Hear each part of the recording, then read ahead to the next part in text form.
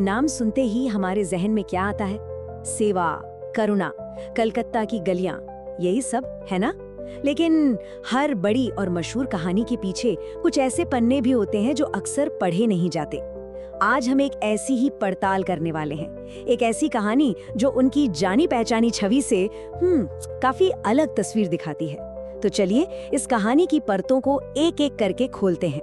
ये शब्द देखिए, ये किसी नेता या संत के नहीं है। ये शब्द है उमा मंडल के, जो 1995 में कलकत्ता में एक यौनकर्मी थी। और उनका ये एक सवाल हमें सीधे उस घटना के बीच ले जाता है जिसने एक बहुत बड़ी और शायद अनदेखी सच्चाई को सामने ला खड़ा किया।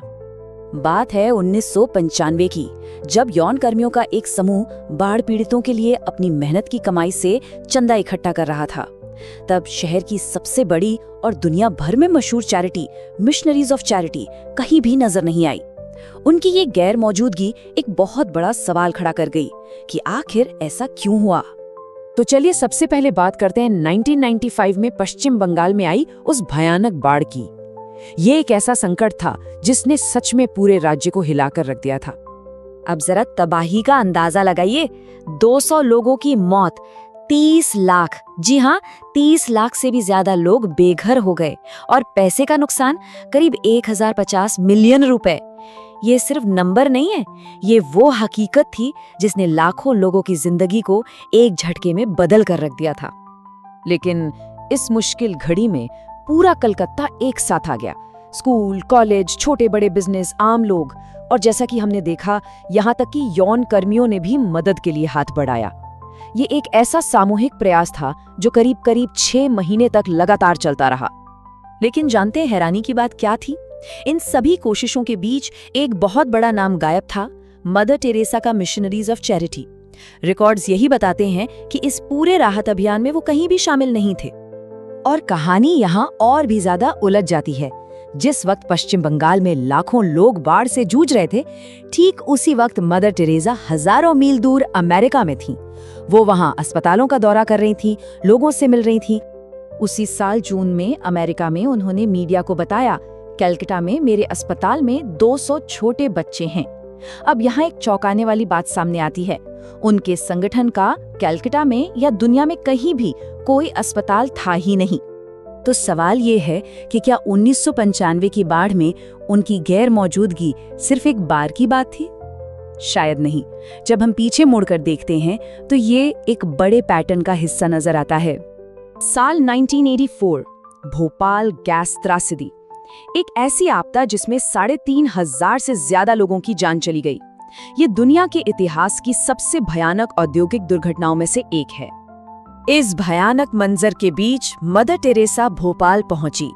लोगों को लगा कि अब कुछ मदद मिलेगी, लेकिन उनका योगदान सिर्फ पीड़ितों से ये कहने तक ही सीमित रहा कि वे माफ कर दें। इसके अलावा किसी भी ठोस मदद या राहत के काम का कोई जिक्र नहीं मिलता। अब चलते हैं 1993 के लातूर भूकंप की ओर। एक और बड़ी तबाही जिसमें 8,000 लोगों की जान चली गई। जब लातूर में 200 से भी ज्यादा NGOs मलबे में दबे लोगों को बचाने और घर बनाने में लगे थे, उस वक्त मदर टेरेसा का ध्यान कहीं और था। वो वॉशिंगटन DC में गर्भपात के खिलाफ एक कानूनी मामले में लगी हुई थी। और ये पैटर्न यहीं खत्म नहीं होता। कलकत्ता से सिर्फ 60 किलोमीटर दूर एक फैक्ट्री में धमाका हुआ और 22 बच्चों की जान चली गई। मिशनरीज ऑफ चैरिटी का एक सेंटर वहां से बहुत पास था, लेकिन इस दर्दनाक हादसे में भी उनकी तरफ से कोई मदद नहीं आई। तो ये सवाल उठना लाजमी है कि अगर ध्यान इन आपदाओं पर नहीं था, तो फिर असल में प्राथमिकताएं क्या थीं? ध्यान कहाँ था? उनके यात्रा के शेड्यूल को देखें तो एक बहुत दिलचस्प पैटर्न सामने आता है। करीब 20 सालों तक वो हर साल जून के महीने में भारत से यूरोप और अमेरिका के लिए निकल जाती थीं और सितंबर या अक्टूबर में वापस आती थीं। और मजे की बात देखिए, यही वो समय है जब भारत में गर्मी और मॉनसून की वजह से सबसे ज्यादा आपदाएं आती हैं। और इस फिक्स्ड शेड्यूल के बावजूद वो विदेशों में अक्सर ये कहती थीं कि उन्हें कलकत्ता से दूर एक पल भी अच्छा नहीं लगता और वो वापस लौटने के लिए तड़पती हैं। ये उनकी बातों और उनके कामों के बीच एक बहुत बड़ा विरोधाभास दिखाता है। चलिए अब एक व्यक्तिगत कहानी पर आते हैं, जिससे इन नीतियों का जमीनी स्तर पर क्या असर होता था ये साफ हो जाएगा।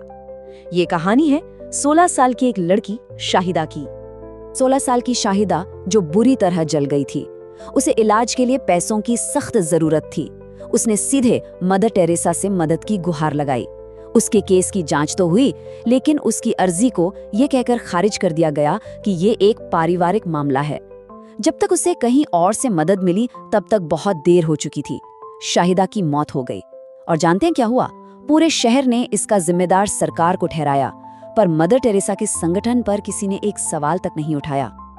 तो आखिर ये पारिवारिक मामला था क्या? असल में ये मिशनरीज ऑफ चैरिटी का एक कथित नियम था। इसके तहत किसी भी ऐसे जरूरतमंद को मदद नहीं दी जाती थी जिसके परिवार वाले जिंदा हों, भले ही वो परिवार उसकी मदद करने की हालत में हो या ना हो।